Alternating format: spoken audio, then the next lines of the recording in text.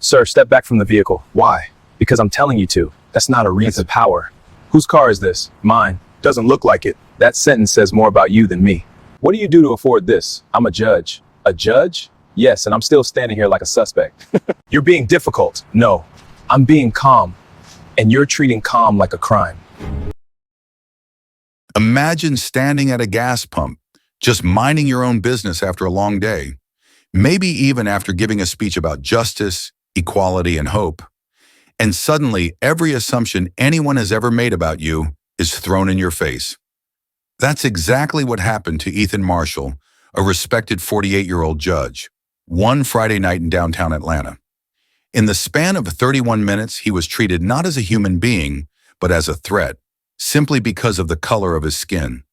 The officer who approached him didn't see a man who had worked tirelessly for his community. He didn't see a leader, a father, or someone dedicated to justice. All he saw was suspicion, and what followed would shock a city, anger a nation, and eventually cost the city $15 million. What happened at that gas station isn't just a story, it's a mirror reflecting the pain, fear, and indignities that too many experience every day. It's a story about courage, dignity, and the power of standing up when the system treats you unfairly. If you want to understand what real systemic bias looks like, if you want to feel the emotional weight of injustice, and if you want to see how one man's calm courage changed the course of accountability in his city, stay with us until the very end. And don't forget, hit that subscribe button for the Racist Reality Channel. Stories like this need to be seen, shared, and remembered, because the more we witness, the stronger we become together. A routine night turns tense. It was a quiet Thursday evening in Charleston, South Carolina, a city whose streets carried both history and a lingering weight of unspoken prejudice. The streetlights flickered along King Street, and the hum of cars passing through the downtown district was punctuated by occasional laughter from nearby cafes.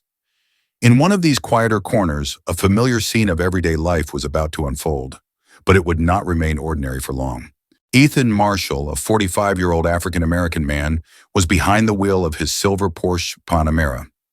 Dressed sharply in a tailored navy suit, he had just concluded a charity gala downtown, where he had given a heartfelt speech on justice and equality. His tie had been loosened, his jacket carefully folded on the passenger seat, and his shoes, polished to perfection, were scuffed slightly from hours of standing before an audience that had listened raptly to every word.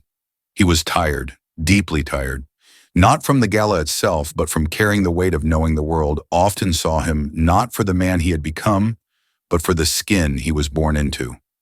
Ethan pulled into Pump 12 at a boutique gas station, the kind that advertised premium fuel for $1 more per gallon than its competitors.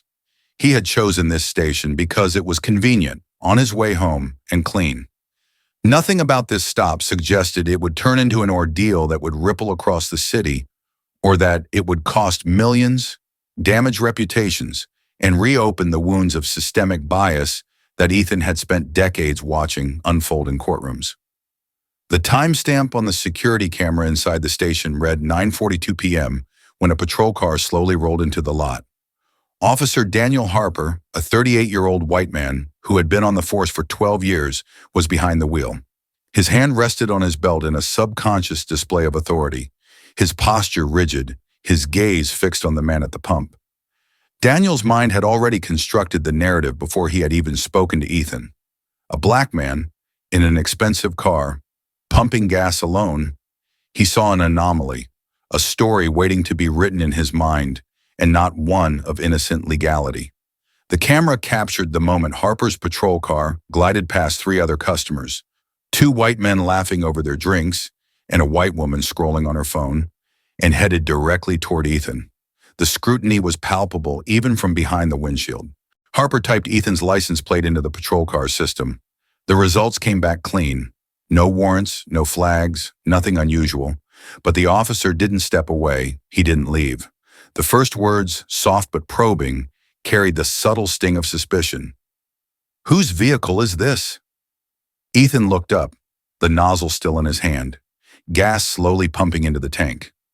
His calm, measured voice carried the weight of someone used to facing interrogations in courtrooms.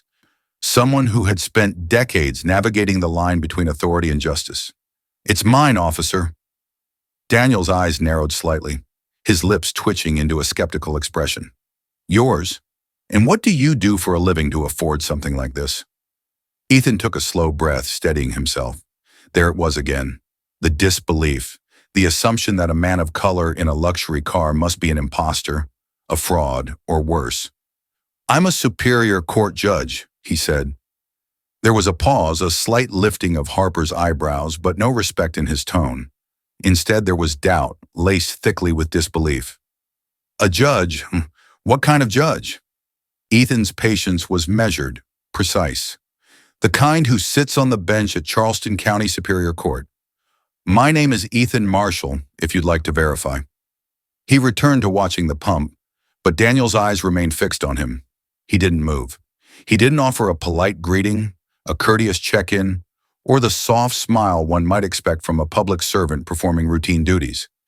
Instead, he stood there, thumbs hooked into his belt, his gaze demanding verification. For Ethan, it was déjà vu, the type he had seen play out in courtrooms with far too many defendants who bore no resemblance to criminals, yet were treated as such. The black young man was accused of theft with no evidence. The African-American woman was stopped for a broken taillight, and a neighbor was questioned on the suspicion of drug dealing without cause. He had seen the patterns, understood the subtle mechanisms of systemic bias, and now inexplicably, he was living them.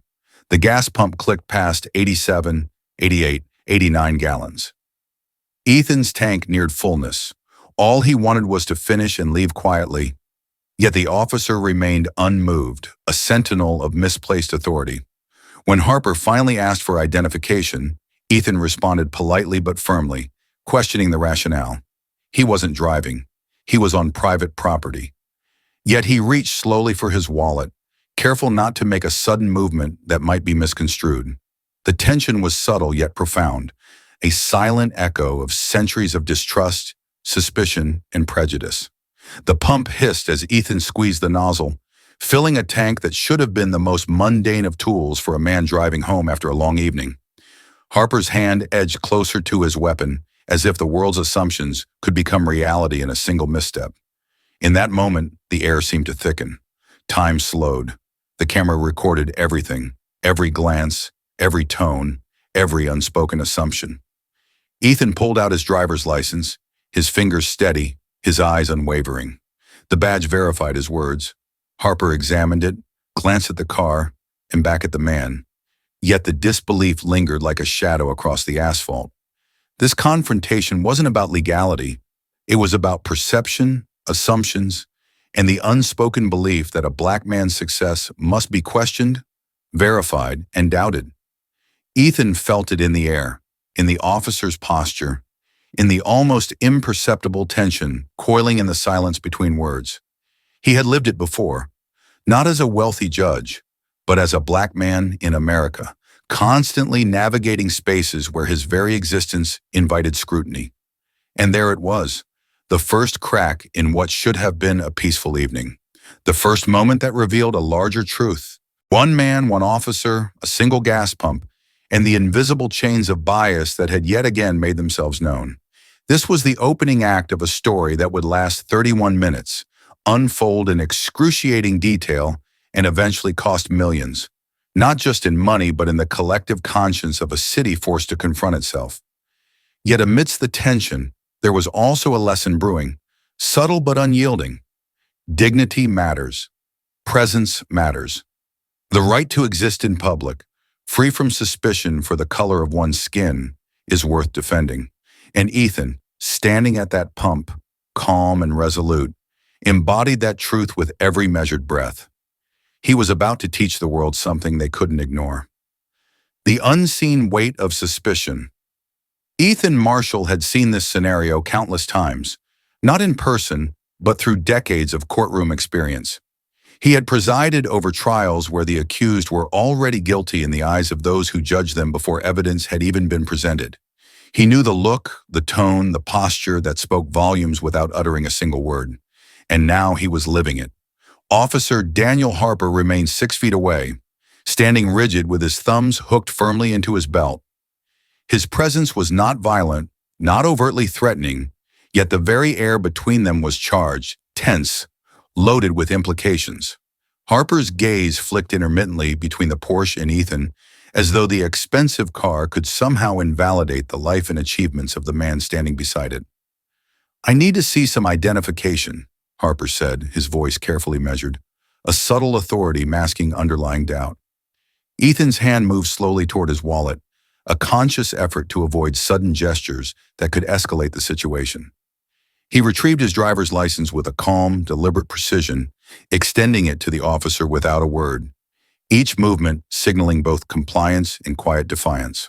Harper examined the card, then glanced at Ethan's face, then at the car, and back again. The unspoken question lingered.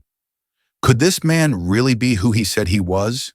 Could a black man own a luxury car and hold a position of authority without having committed some wrongdoing? The tension in that small gas station lot was thick enough to taste.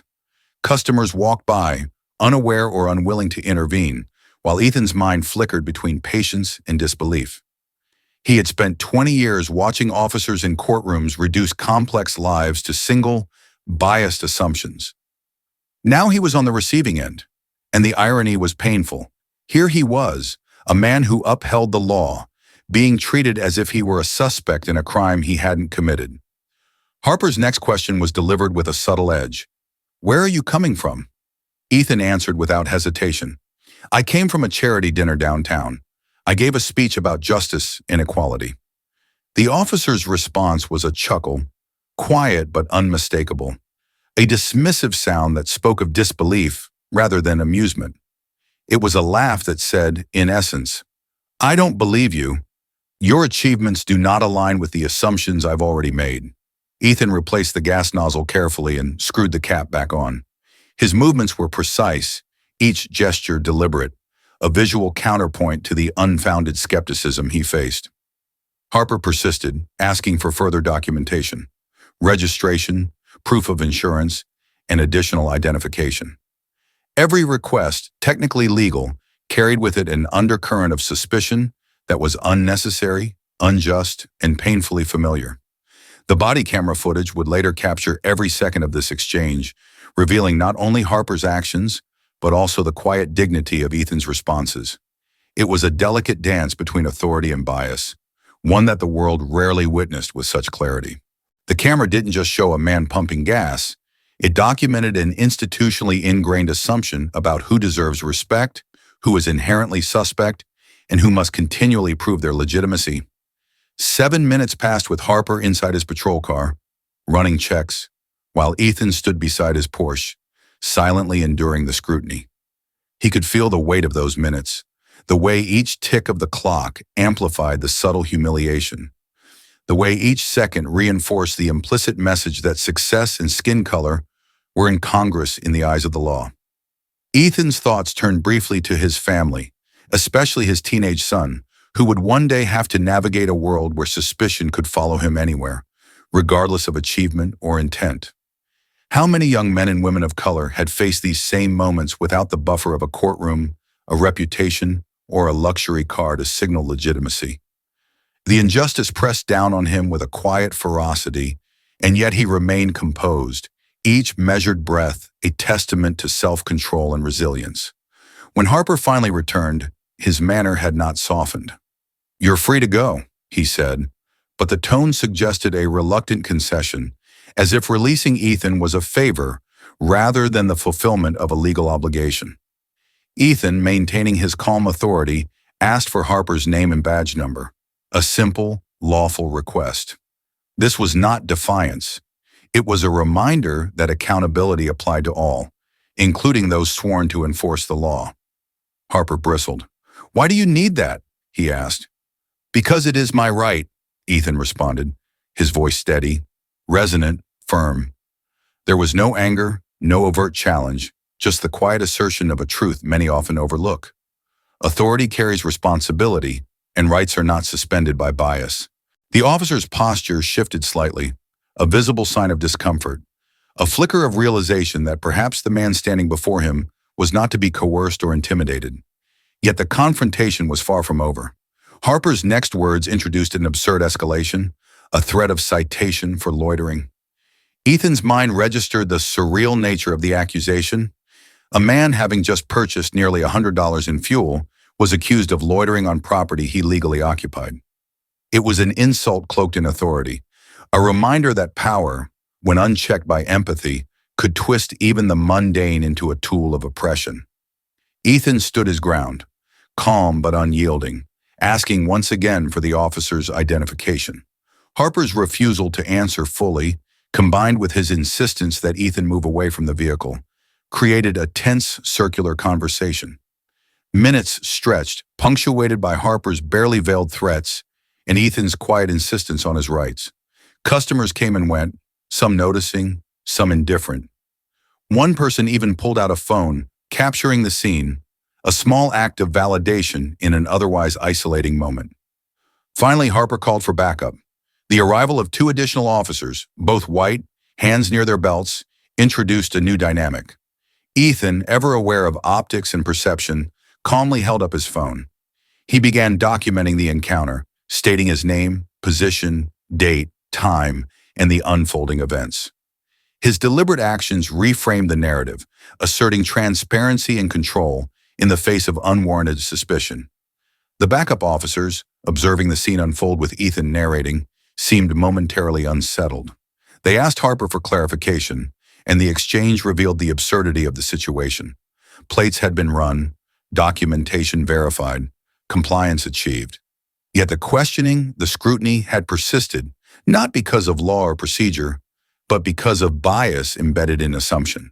Ethan's calm narration, clarity, and dignified presence created a turning point. The older backup officer eventually provided the requested information without hesitation, diffusing the immediate tension. Ethan thanked him politely, retrieved his phone, and prepared to leave. 31 minutes had elapsed, a span of time that should have been uneventful, but had become a crucible of both personal endurance and public significance. That evening, Ethan had shown the world a profound lesson. Dignity is not measured by compliance alone, but by the courage to stand calmly and assert one's rights in the face of unwarranted doubt. Suspicion, when unchecked by empathy and awareness, can weigh heavily on those who simply wish to live without constant verification. Yet through patience, transparency, and quiet strength, it is possible to reclaim both agency and respect. And as Ethan drove away from Pump 12, the city had witnessed more than a confrontation. It had witnessed a living example of how systemic bias manifests in subtle, almost invisible ways, and how one individual, armed with knowledge, courage, and integrity, could challenge that bias without raising his voice, without surrendering to frustration, and without abandoning the principles of justice he had spent a lifetime upholding. In those 31 minutes, the ordinary had become extraordinary. A routine stop for gas had transformed into a lesson on accountability, dignity, and the persistent challenge of confronting prejudice. The story was only beginning, but its message would resonate far beyond the asphalt of a Charleston gas station. The ripple effect of accountability. The night Ethan Marshall had spent enduring unjust scrutiny was over, but the impact was only beginning to spread. In the days that followed, the encounter at the gas station became a story that would ripple far beyond that small corner of Charleston. What seemed, to many, a routine interaction between citizen and officer had, in reality, illuminated a painful truth. The invisible, insidious weight of racial bias embedded within institutions meant to protect and serve. Ethan's legal team immediately began preparing a case that would demand attention, not just from the city's administration, but from the public itself. The 47-page lawsuit meticulously documented every second of that 31-minute ordeal. The initial approach, the unnecessary questioning, the subtle derision, the threats, and the delay. Each paragraph revealed a pattern, one that was all too familiar for countless people of color, but now captured on clear, undeniable footage. The city's initial response, predictably defensive, was to portray Officer Harper as simply conducting routine checks and Ethan as uncooperative. But Ethan wasn't just any plaintiff. He was a sitting superior court judge, a man whose credibility, reputation, and knowledge of the law were unassailable. The city's narrative faltered under the weight of evidence and public scrutiny. Harper had violated policies, yes, but more importantly, he had perpetuated a message of distrust and presumption against someone whose only offense was being black and successful. As the story reached news outlets, social media, and local communities, the public reaction was electric. Millions watched the body camera footage, unable to ignore what they saw. The subtle cues of bias, the dismissive chuckle, the insistence on verification. These were not abstract injustices, but lived experiences laid bare. Viewers felt discomfort, outrage, and an almost visceral empathy for a man treated as a criminal for merely existing in public space while black. Ethan's position went beyond personal grievance. In interviews, he made it clear that this case was never about money. The offers of settlement from $500,000 to $3 million were irrelevant to him. What mattered was accountability. What mattered was sending a message that systemic harassment, subtle or overt, would not be tolerated. Every person who had been stopped, questioned, or doubted solely because of skin color deserved a record of justice. In court, the body camera footage became the centerpiece. 3 times it played, uninterrupted, showing the world what Ethan had endured. No commentary was necessary. The footage itself was a testament to the everyday indignities that people of color face, even those with prestige, power, and knowledge. Every skeptical glance, every unnecessary question, every microaggression was captured in real time, creating an unassailable narrative of bias and misuse of authority. The trial also provided a platform for broader reflection. Witnesses, expert analysts, and community members shared personal experiences of profiling and discrimination. Testimonies revealed a landscape where fear and suspicion were often racialized, where compliance alone could not shield someone from prejudice. For many in the courtroom and for millions watching remotely, the emotional weight of these stories was overwhelming. The audience felt it, the exhaustion of having to justify one's existence, the quiet rage at being doubted for simply having a lawful, successful life. Ethan himself took the stand for 6 hours over 2 days.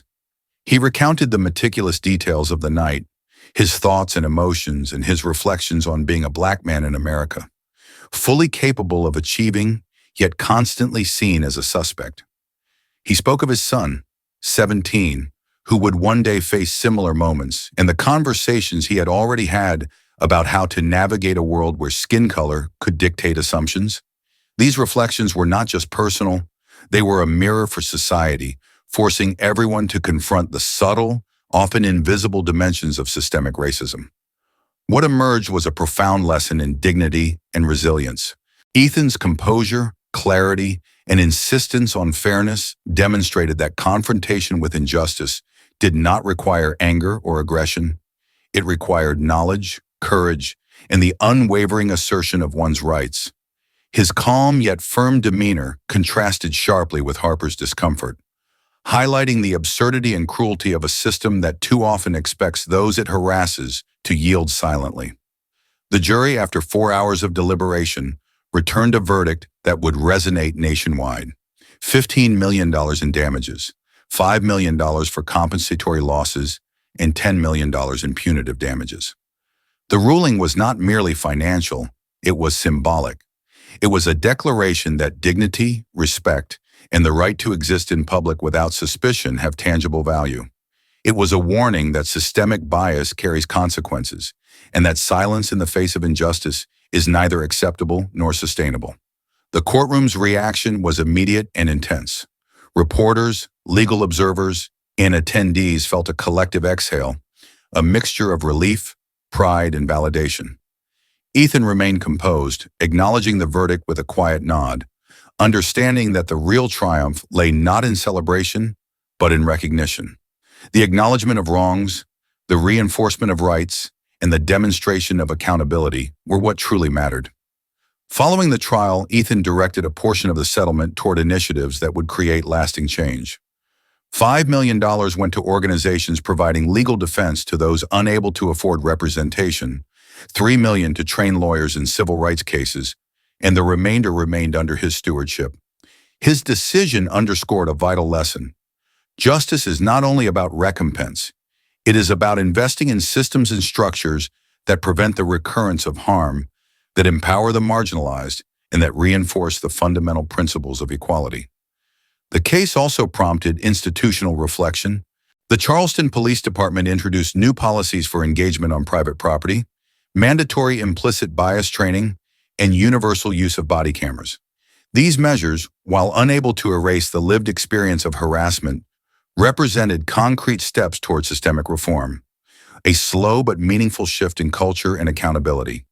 Yet beyond policy, the story resonated on a human level. Pump number 12, where the encounter had taken place, became an unlikely symbol of vigilance, dignity, and the ongoing struggle for equality.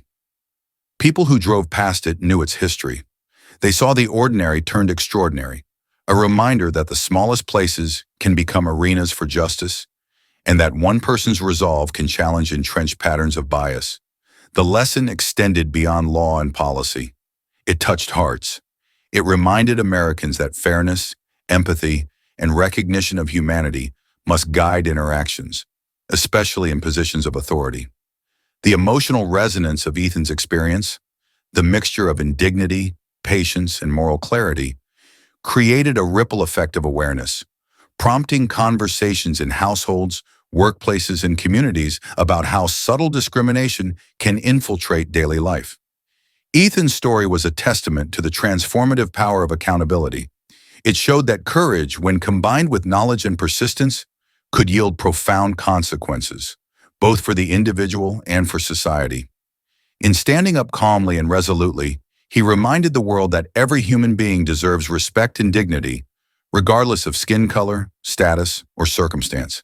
And while the city had paid a price, the greater cost avoided was the perpetuation of unchecked bias. The $15 million verdict was more than a number. It was a statement of values, a societal acknowledgement that discrimination and prejudice are costly, both morally and materially, and that justice must be defended, no matter how uncomfortable or inconvenient it may seem. Ethan's encounter, captured for all to see, became a teaching moment. It reinforced the idea that love, empathy, and the willingness to uphold human dignity are not abstract ideals. They are daily practices. Every officer, every citizen, every institution that interacts with others holds a responsibility to act without prejudice, to listen before judging, and to extend respect before suspicion. In the aftermath, the emotional resonance persisted. People reflected on what it must feel like to be assumed guilty for the mere accident of identity.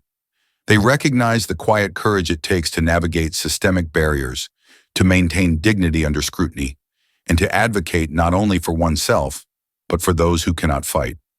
Ethan Marshall's story became a blueprint for hope, a call to recognize bias, challenge injustice, and contribute to a society that lifts each individual rather than judging them for arbitrary characteristics.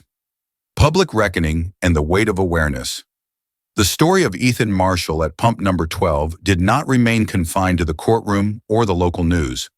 Once the body camera footage circulated online, it spread like wildfire, reaching millions of viewers across the nation. Social media feeds, news broadcasts, and community discussions became flooded with the undeniable image of a man, fully capable, fully dignified, being scrutinized, questioned, and mistrusted for the color of his skin. People watched, and for many it felt like witnessing a personal injustice, one they themselves had either endured or feared facing. Every glance at the footage brought a mix of emotions: disbelief, sorrow, frustration, and for some, guilt. The subtle but insidious weight of systemic bias was laid bare in ways that words alone could never capture. It wasn't a shout, a punch, or a slur. It was a quiet, persistent assertion that a black man's success was suspicious, his existence in public space suspect. Each second of the 31-minute ordeal became a mirror reflecting a society still grappling with inequality, a society still making judgments before understanding, assuming guilt before acknowledging humanity. Ethan's story resonated because it was both extraordinary and painfully ordinary. Here was a man of high rank, a superior court judge, someone with wealth, prestige, and authority, Yet he still faced the same assumptions and suspicions that countless others experience daily. The disparity between his position and the treatment he endured illuminated a stark truth.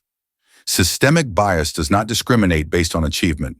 The mere accident of skin color could override status, accomplishment, or law-abiding behavior, and society could still view a black man with suspicion. The public reaction was immediate.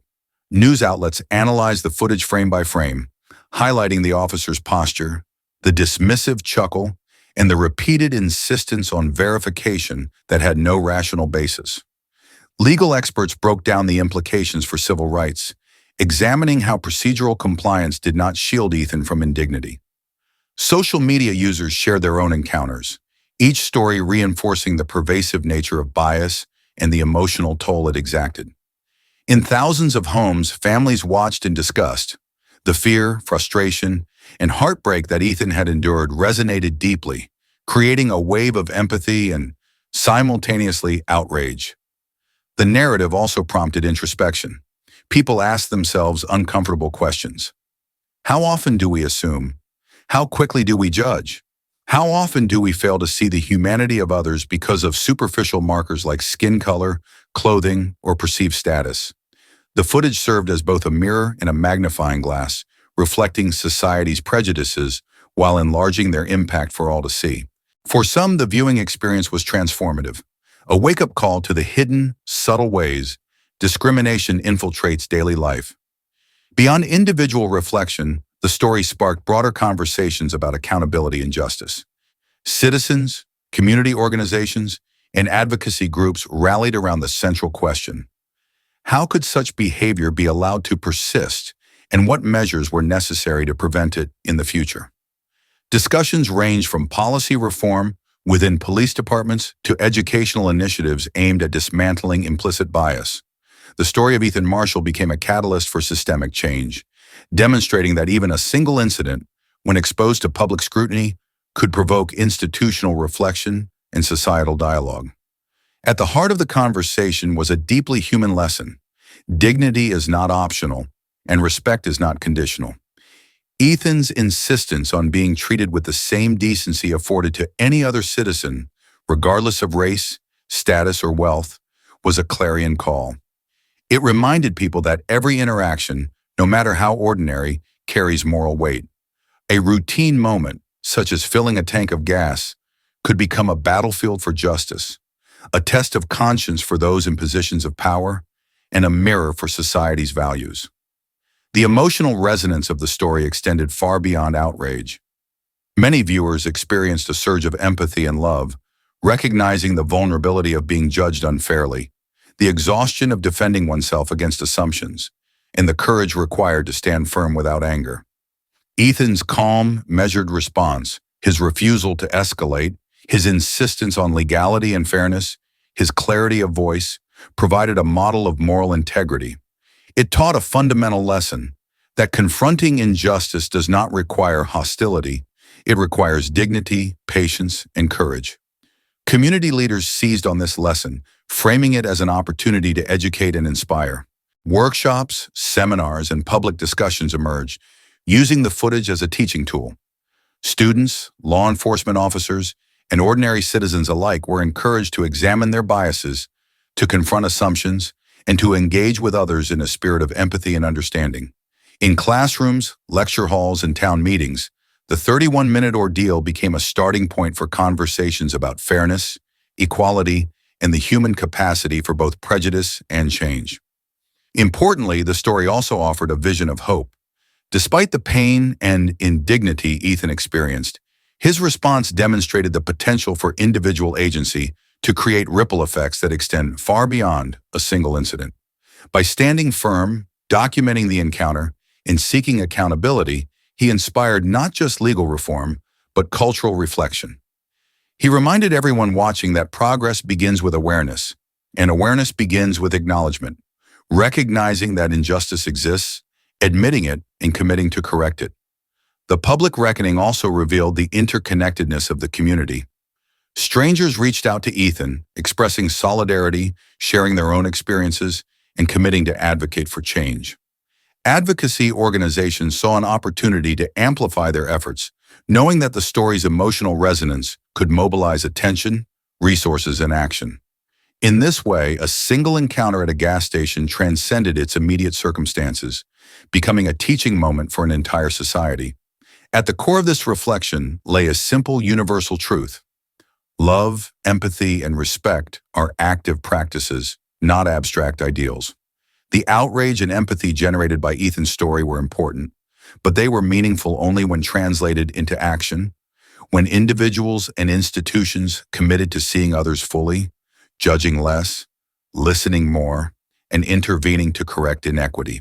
The narrative of injustice became, in turn, a narrative of possibility, a chance to reshape interactions, policies, and mindsets for the better. Even as policies changed and training programs were implemented, the story remained a deeply human reminder. Pump number 12, where Ethan had endured 31 minutes of scrutiny, became a symbol, not of shame, but of vigilance and dignity. Those who knew its history understood the quiet, pervasive power of one individual's insistence on fairness. The lesson was clear: systems can change, policies can improve, but individual courage and moral clarity are catalysts that ignite those transformations. Finally, the public reckoning underscored a profound truth about collective responsibility. Justice is not a solitary endeavor. It requires a society willing to see, acknowledge, and address wrongdoing. Each witness to Ethan's story, each person who watched the footage and reflected on its implications, became part of a larger movement toward awareness and change. The narrative invited people to examine their own behavior, to confront their own assumptions, and to contribute to a culture that values dignity, fairness, and mutual respect. In this way, Part 4 reveals the duality of pain and hope, the injustice of racial profiling, the emotional toll of indignity, and the societal obligation to respond. The audience, moved by empathy, outrage, and recognition of systemic failure, is also called to action, to love, to support, and to build a stronger, more equitable community. The story becomes more than an individual ordeal. It is a mirror, a lesson, and a call to conscience for every viewer. Ethan Marshall's experience, though painful, ignited awareness, fostered dialogue, and inspired change. It demonstrated that even a single encounter, if approached with courage and integrity, could alter public consciousness and institutional practice. And it reminded everyone watching that love, empathy, and active commitment to justice are the foundations of a stronger, more humane society. The courtroom, a stage for justice and humanity. The day Ethan Marshall stepped into the courtroom for the trial, the weight of the past year pressed upon him. The gas station, pump number 12, and the 31 minutes of indignity were no longer distant memories. They were vivid, living moments, replayed countless times in his mind. Yet he walked in with a calm that belied the storm of emotion beneath the surface. He understood that this trial was bigger than himself. It was about recognition, accountability, and justice, not just for him, but for every person who had been assumed guilty, suspicious, or inferior because of the color of their skin. From the moment the court convened, the 31 minutes of harassment played like a quiet drumbeat in the minds of everyone present. Ethan's lawyers chose a deliberate strategy. The footage would speak for itself. No dramatic commentary, no embellishment, no theatrical appeals. The raw, unedited moments captured on that body camera were more than enough to convey the truth. Every word, gesture, and expression revealed the insidious nature of bias, the subtle assertion that a black man's existence in public space could be met with suspicion rather than trust. As the footage played for the jury, the room was silent. No whispered commentary, no interruptions. Just 31 minutes of reality unfolding before them. Ethan stood quietly, observing the reactions of the jurors, watching the subtle furrows of concentration, the occasional widening of eyes, the moments of disbelief. Each viewer, regardless of background, could feel the tension, the unnecessary scrutiny, and the quiet indignity of being judged for who you are rather than what you've done. The officer, Kevin Harlan in this retelling, appeared on a screen as he had that night, composed, professional in appearance, yet driven by assumptions that had no basis in law or reality. Each question he asked, each demand for identification, reflected a subconscious disbelief that a man like Ethan could legitimately own a luxury vehicle, fill a tank of gas, and simply exist without suspicion. The jury could see the subtle laughter, the dismissive tone, the implicit message. Your presence here is unexpected, unacceptable, and requires verification. Ethan's testimony became the heart of the trial. He walked the jury through every detail, not as a man seeking revenge, but as one seeking justice and understanding. He described the night with a steady voice, recounting the charity dinner, the drive to the gas station, the simple act of filling his Bentley with premium fuel. He explained the officer's approach, the questions, the demands, and the insistence on verification. But more than the facts, he shared the emotional weight, the familiar sinking feeling of being seen as a threat, the frustration of having to prove your humanity, the quiet exhaustion of maintaining composure while being treated as less than. He spoke of fear, not fear of crime, but fear of those tasked to enforce the law. A fear that arises from lived experience, from knowing that assumptions can escalate into harassment, humiliation, or even violence. He described the mental calculus he had taught his teenage son, how to navigate public spaces, how to interact with officers, how to minimize risk simply by adjusting behavior. The courtroom listened, riveted. The story was both personal and universal, illustrating the heavy, often invisible burden carried by Black Americans in their everyday lives. The defense attempted to frame Ethan's composure as arrogance, his insistence on documentation as obstruction. But the strategy faltered spectacularly. Every legal expert, juror, observer could see the fundamental truth. Ethan had complied with every lawful request, had documented every interaction, and had requested only what he was legally entitled to know in return. The balance of power had been subtly but clearly abused, and the court witnessed it in high definition. As Ethan recounted each moment, his emotions remained controlled, but the pain was palpable. He described the tightening of his chest, the awareness of every passerby, the silent question in their eyes. Why is this man being questioned? Why does he stand there, calm yet under scrutiny? He explained the mixture of pride and sorrow he felt in that moment. Pride in knowing his rights, in holding ground, in demonstrating dignity. Sorrow for the countless others who had faced similar indignities without the knowledge, resources, or platform to resist. The jury's attention was unwavering. They saw not only the encounter itself, but also the broader human implications.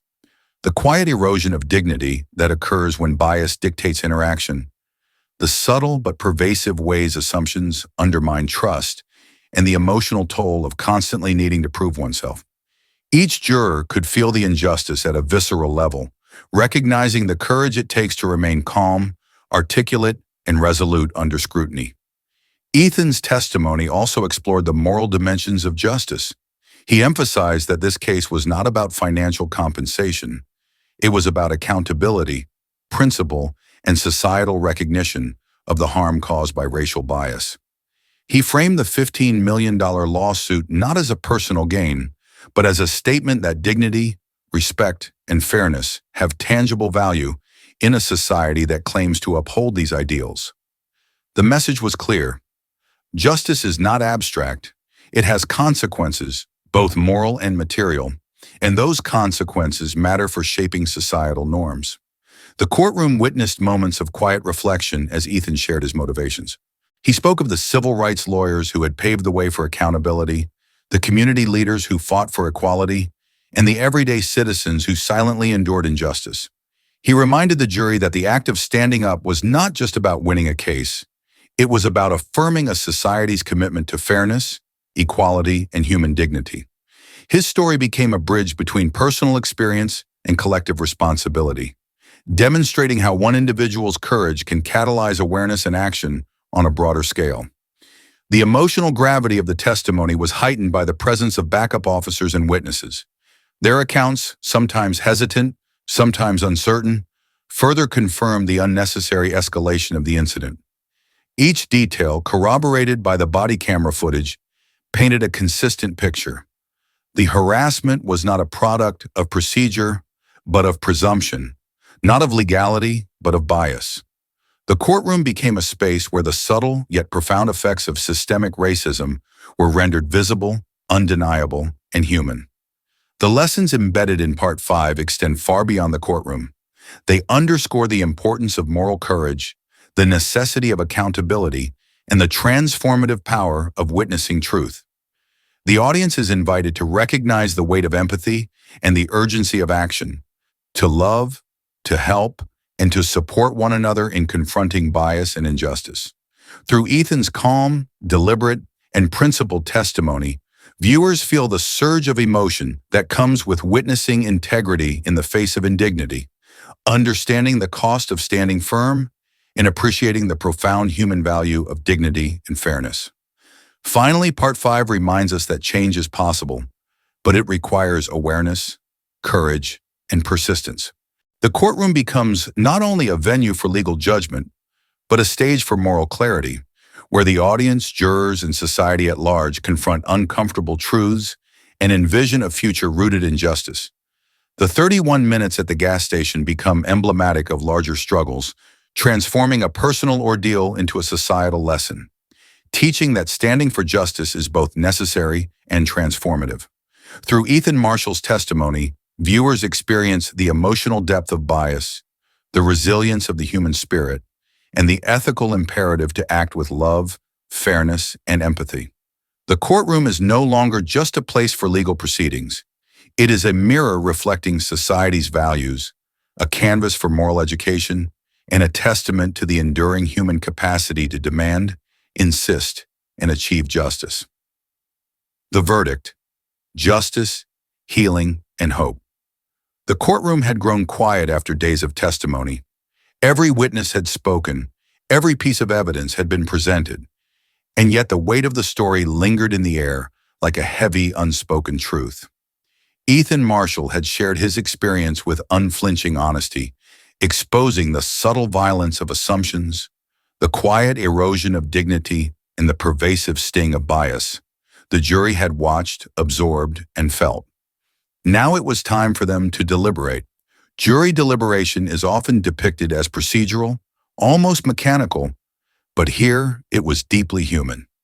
12 people, strangers from different backgrounds, ages, and walks of life, were asked to weigh not just facts, but fairness, morality, and empathy. They carried with them their own experiences of life, their own encounters with prejudice, their own understandings of justice, and now they had to translate those experiences into a verdict that would speak for more than one man. It would speak for every person who had ever been assumed guilty because of the color of their skin. Ethan waited outside the courtroom while deliberation began. He felt a familiar tension in his chest, a mixture of hope, anxiety, and the lingering pain of the incident itself. Yet there was also a sense of calm. He knew the truth of what had happened. He had lived it, documented it, and shared it. What remained was for others to acknowledge that truth, to assign consequence where it was due, and to reaffirm the principles of justice and dignity that had guided his life. Inside the jury room, conversation was careful at first. Members spoke cautiously, exploring the timeline of the encounter at the gas station, the officer's behavior, the body camera footage, and Ethan's testimony. They recounted the 31 minutes in vivid detail, discussing the tone of the officer's voice, the dismissive laughter, the repeated demands for identification, and the unspoken disbelief that a black man could legitimately own a luxury vehicle. Each juror recognized the subtle cruelty in these actions, the kind that leaves no bruises but imprints on the spirit. As the discussion deepened, the human dimension of the case became clear. This was not simply a question of legality, it was a question of dignity. Could a person live in a society that professes equality, yet treats some of its members as suspects merely for existing? The jury considered the emotional toll, the cumulative effect of small indignities, and the broader pattern of systemic bias that this single incident exemplified. It was impossible to ignore that the officer's actions, while superficially within the letter of the law, had violated the very spirit of justice and fairness. When deliberation turned to damages, The jury faced the challenge of assigning value to experiences that are often invisible. How does one quantify humiliation, fear, and the subtle violence of suspicion? How does one measure the cost of dignity denied, the erosion of trust in those who are supposed to protect and serve, the emotional labor of defending one's humanity in public space? These were not abstract concepts, they were lived realities, and the jury wrestled with the enormity of what it meant to set a precedent that such behavior has consequences. The verdict that emerged was both powerful and deeply symbolic. $15 million in total, divided into $5 million in compensatory damages for emotional distress and violation of civil rights, and $10 million in punitive damages to hold the city and police department accountable. The sum was not arbitrary, it was deliberate, a statement that systemic bias and harassment have real costs, not just to the individuals who suffer, but to society as a whole. The decision sent a message that dignity, respect, and fairness are not optional. They are essential. When the verdict was read aloud, the courtroom reacted with a mixture of relief, awe, and quiet affirmation.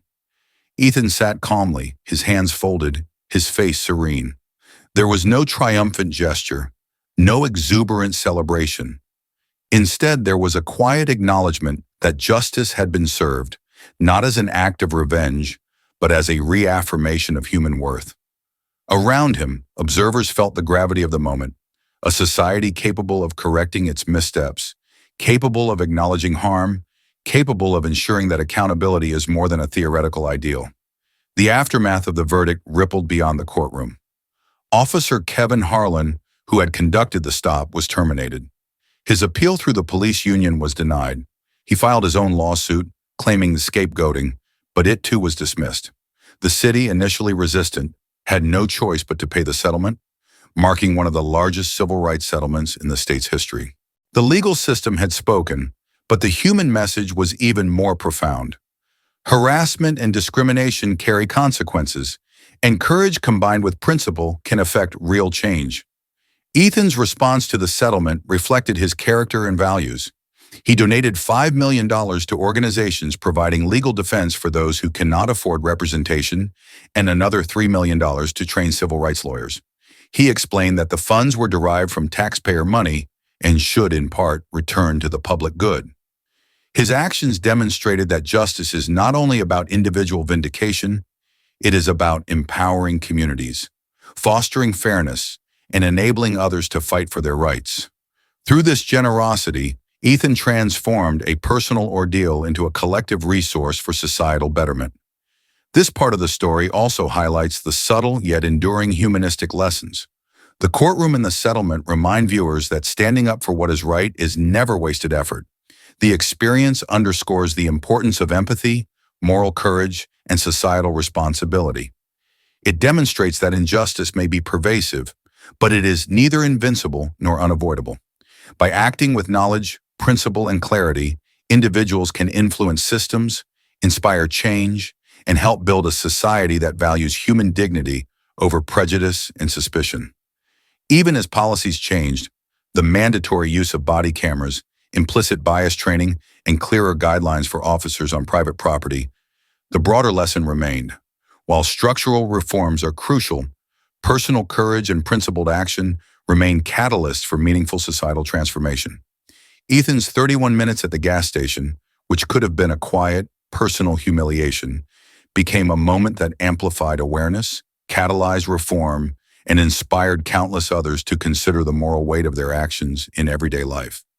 Ultimately, Part 6 teaches that justice is multifaceted. It is procedural, yes, but also moral and emotional. It requires the recognition of harm, the imposition of consequences, and the intentional redistribution of power to correct systemic imbalance. It celebrates the resilience of the human spirit and demonstrates that dignity, once violated, can be restored, but only if society is willing to confront its failings and insist on accountability. As viewers reflect on this part, the emotional resonance becomes clear. Courage matters, documentation matters, advocacy matters.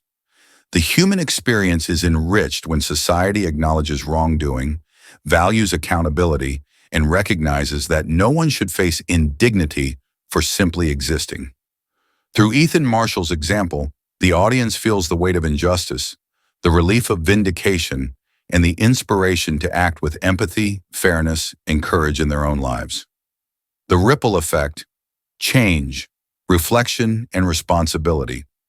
In the weeks and months following the verdict, the story of Ethan Marshall's encounter at the gas station began to ripple far beyond the courtroom. The $15 million settlement, the termination of Officer Kevin Harlan, and the reforms instituted within the police department made headlines. But the deeper impact was felt in the hearts and minds of countless individuals who watched, listened, and reflected on the events that had unfolded. It was a reminder that justice is not only measured in monetary terms, but also in awareness, empathy, and the subtle shifts in culture that lead to a more equitable society. For Ethan, the aftermath was a period of both introspection and action. He returned to the courtroom, resuming his duties with the quiet dignity and steadfastness that had defined his career. But the experience at the gas station, the 31 minutes of indignity and threat, left an indelible mark. Every time he walked into a courtroom, every time he presided over a hearing, he carried with him not only his professional authority, but also the intimate, painful understanding of what systemic bias looks like in everyday life. It was no longer abstract, it was personal. He thought often about the countless others who did not have the platform, resources, or knowledge to defend themselves. The families, the young men and women, the elders, all navigating a world where assumptions about skin color, appearance, and social status could determine whether they were treated with respect or suspicion. Ethan's mind returned repeatedly to his 17-year-old son, who had grown up acutely aware of the disparities in treatment and safety for Black men in America. The conversation with his son had always been difficult, layered with love, protection, and caution. How to behave around authority, how to navigate public spaces, how to assert rights without inviting danger. That conversation now carried an added weight, the validation that standing firm in dignity and knowledge could affect change. The societal impact extended beyond the Marshall family. The police department instituted mandatory body cameras for all officers, implemented robust implicit bias training, and revised protocols for interactions on private property. These changes were tangible, structural, and significant, but they were also deeply symbolic. They sent a message to the public and to officers alike. Assumptions based on race, privilege, or appearance would no longer be tolerated as routine. Every officer now had a clear mandate to recognize the humanity of those they encountered, to measure actions by fairness and legality, and to document their decisions transparently. Community organizations seized the moment to amplify the lesson. Legal advocacy groups held seminars discussing the implications of the case. Civil rights organizations highlighted the story as a pivotal example of systemic bias and the power of accountability. School programs invited Ethan to speak to young students about courage, dignity, and the importance of understanding civil rights. In every retelling, the narrative was not just about a man in his car or a police officer in a gas station. It was about the fundamental principle that every person deserves to exist in public space without fear, assumption, or harassment. The media attention brought a flood of personal stories from viewers and readers. People shared moments of subtle discrimination, moments of overt injustice, and the small daily indignities that rarely reached headlines. Parents spoke of the lessons they gave their children about caution and awareness. Professionals recounted the disbelief they faced in workplaces or public spaces. In a collective sense, the story catalyzed a conversation about empathy and responsibility, forcing society to confront a reality that many had previously ignored or minimized. Ethan's philanthropic decisions further extended the ripple effect. By donating $5 million to provide legal aid for those who could not afford representation, he created a mechanism to empower others who might otherwise be silenced by fear or financial limitation. By investing $3 million into training civil rights lawyers, he ensured that future generations would have advocates who could navigate the complexities of law while prioritizing justice and equality. These actions demonstrated a profound lesson. Accountability is not only about punishing wrongdoing, it is about creating systems that prevent it, empower the vulnerable, and cultivate a culture of empathy. On a personal level, Ethan found solace in the small victories that were not measured in dollars or headlines. Gas stations across the city, once indifferent spaces of routine transactions, became places where individuals remembered the story, understood its implications, and acted with greater awareness. The modest plaque at pump number 7 served as a quiet daily reminder. Dignity matters, respect matters, humanity matters. The gesture was small, but its resonance was deep. Every person who saw it, every passerby who learned the story, was touched by the simple truth that even minor actions can communicate respect or disdain, and that society is shaped by these choices. The incident also prompted reflection within law enforcement communities. While some officers bristled at the scrutiny, others embraced the opportunity for growth. Training emphasized empathy, understanding, and restraint. Officers were encouraged to see each encounter through a humanistic lens, to consider the impact of tone, posture, and presumption. The message was clear. Policing is not only about enforcing laws, but also about serving a diverse community with fairness, respect, and humanity. As the story continued to circulate, it inspired countless individuals to reconsider their own biases. Conversations within families, schools, workplaces, and communities deepened. People recognized the subtle, often invisible ways discrimination operates. They questioned assumptions about wealth, appearance, and behavior. They learned to approach others with curiosity, kindness, and openness, rather than suspicion and judgment. In this way, the ripple effect of Ethan Marshall's experience extended far beyond legal precedent. It touched hearts, reshaped thinking, and nurtured a culture of empathy and mutual respect. And yet, amid the broader societal impact, the most profound lesson remained intensely personal. Each person confronted with the story was challenged to reflect. How do I treat others? Do I presume guilt or innocence based on appearances? Do I offer respect before skepticism, curiosity before assumption, and humanity before judgment? The narrative demanded self-examination, not anger or despair, but mindful reflection and conscious choice. Ultimately, Part 7 illuminates the enduring power of one individual's courage to transform society. Ethan Marshall's 31 minutes of adversity became an enduring symbol of accountability, dignity, and humanism. The story reminds us that change begins with awareness and action, that empathy is a choice, and that the ripples of courage and principle can reach far beyond the immediate moment. It teaches that justice is not only about verdicts or settlements, but about shifting cultural consciousness toward respect, fairness, and compassion. For viewers and readers, the emotional takeaway is profound. They witness the pain of injustice, feel the relief of vindication, and are inspired to act with empathy in their own lives. They understand that each small choice, to respect another, to challenge a bias, to support fairness, contributes to building a stronger, more just, and loving society. The narrative affirms that systemic change is possible when individual courage aligns with principled action, and it leaves the audience with hope, pride, and a sense of shared responsibility for the collective good. Dignity, justice, and the legacy of courage. The story of Ethan Marshall's 31 minutes at the gas station reaches its culmination not in headlines or settlements, but in the quiet, profound realization of what true justice and true dignity look like. The Bentley, the gas pump, the body camera, the courtroom, and the $15 million verdict are all symbols. But the real narrative resides in the human experience. The pain endured, the patience exercised, and the courage displayed in the face of unwarranted suspicion. As Ethan drove away from the gas station that night, he carried more than a full tank of fuel. He carried the weight of every person who had been judged unfairly, every voice silenced by assumptions, every life constrained by the invisible yet persistent walls of prejudice. For him, that Friday night was not merely a personal ordeal. It was a lens through which the country could witness, in stark clarity, the ordinary injustices that too often go unnoticed.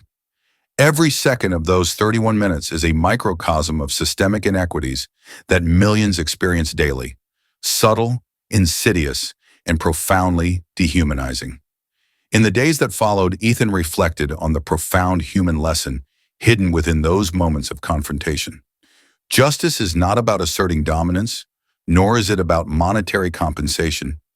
Justice is about recognition, acknowledging another person's humanity, their dignity, and their right to exist in public spaces free from suspicion. Every demand for identification, every hesitant glance at the license, every dismissive tone of the officer represented a denial of this basic principle. And yet, through calmness, clarity, and steadfast adherence to the law, Ethan transformed that denial into accountability, showing that courage and composure can challenge bias without descending into hostility. The courtroom became the stage for a larger lesson. When the jury watched the body camera footage repeatedly, they were not merely observing a legal dispute, they were witnessing the emotional weight of systemic bias, the human toll of assumptions, and the resilience required to maintain dignity under unjust scrutiny. Ethan's testimony, his detailed recounting of thoughts, fears, and the precautions he had taught his son, allowed the public to empathize with experiences that are often invisible. The jury's verdict, $15 million in damages, was not just a monetary award. It was an affirmation that society cannot silently condone injustice. It was a statement that the cost of dehumanization and bias is tangible, measurable, and accountable. Yet beyond the courtroom and the settlement, the story's power lies in the ripple it creates within the hearts of individuals. Viewers who witness this narrative are compelled to reflect on their own actions and assumptions. They are asked to consider, how do I respond when confronted with someone different from myself? Do I allow prejudice to shape my perception, or do I seek understanding, curiosity, and compassion? These questions dig deep into the conscience, challenging everyone to confront implicit biases, to see beyond surface appearances, and to recognize the shared humanity in all people. The humanistic value of Ethan's experience extends to the concept of collective responsibility. Change does not occur solely through lawsuits or reforms. It occurs through community awareness, dialogue, and shared commitment to fairness. Families discuss the story with their children, teaching lessons about dignity, resilience, and the importance of standing up for what is right. Schools incorporate the narrative into discussions about civil rights, ethics, and the role of citizens in holding systems accountable. Communities learn that each interaction, each act of acknowledgement or dismissal, contributes to the fabric of society, either strengthening justice or perpetuating bias. Ethan's philanthropic choices amplified the story's impact. By investing significant portions of the settlement into legal aid and civil rights education, he ensured that his experience would empower others who lacked the platform or resources to defend themselves. These actions highlight a profound principle. Justice is not only about correcting wrongs, but also about creating mechanisms that enable others to access fairness. It is about extending the lessons of one experience into a broader societal framework where dignity, knowledge, and accountability are tools accessible to all.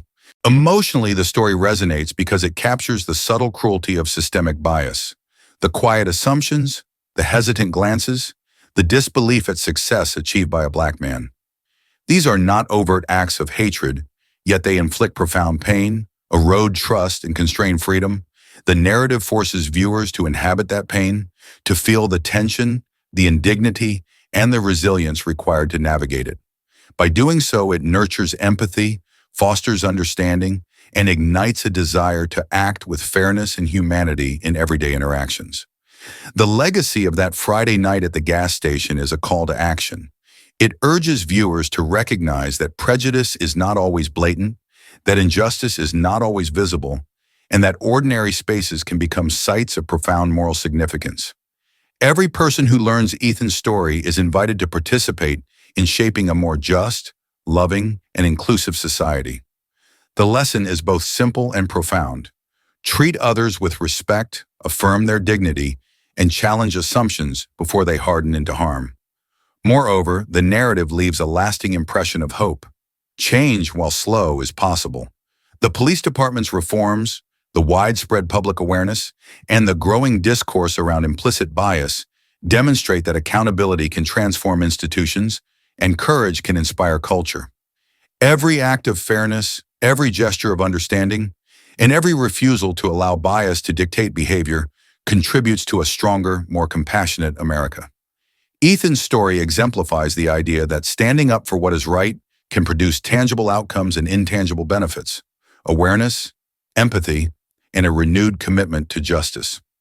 In closing, the 31 minutes that Ethan Marshall endured at the gas station are far more than an isolated incident. They are a microcosm of systemic challenges, a testament to the strength of integrity, and a roadmap for societal progress. The Bentley still drives, the pump still functions, and the story still resonates because it embodies a universal truth. Dignity is priceless, and justice is not only about law, it is about humanity. The audience is left with a profound moral call. Let us not discriminate. Let us not judge without evidence. Let us not allow assumptions to dictate interactions. Let us choose love, understanding, and help for one another. By doing so, we build a society where everyone can exist safely and proudly, where every person's humanity is recognized, and where America becomes stronger, fairer, and more compassionate. As Ethan himself reflected in interviews after the settlement, the true measure of the $15 million verdict is not the sum, but the principle it enshrined: that no one should endure humiliation or suspicion simply for existing, simply for being visible in public space. It is a reminder that justice, accountability, and human decency matter, and that each of us has a role to play in upholding them. In the end, the story of Ethan Marshall is not only a story of one man, one officer, one gas station, and a single act of courage. It is a story of all of us. It is a narrative that challenges viewers to act with empathy, to protect dignity, and to stand against injustice wherever it appears. It is a testament that, even in the most ordinary moments, the choice to act with integrity and love can echo far beyond what we see, shaping a society that is stronger, fairer, and more just for generations to come. As we close this story, remember the deeper lesson behind Ethan Marshall's 31 minutes at that gas station. Dignity, respect, and humanity are not privileges. They are rights. Every person deserves to live free from suspicion, to be seen for who they are, and to have their worth acknowledged. When we challenge assumptions, extend compassion, and support one another, we create a society stronger than fear, stronger than bias, stronger than hate. This is more than a story about one man, one officer, or one gas station. It is a call to action for all of us. By standing together, helping one another, and choosing love over prejudice, we build a stronger, fairer, and more united America. If this story touched you, inspired you, or opened your eyes to the power of standing up for what's right, subscribe to the Racist Reality channel. Keep watching, because these stories matter.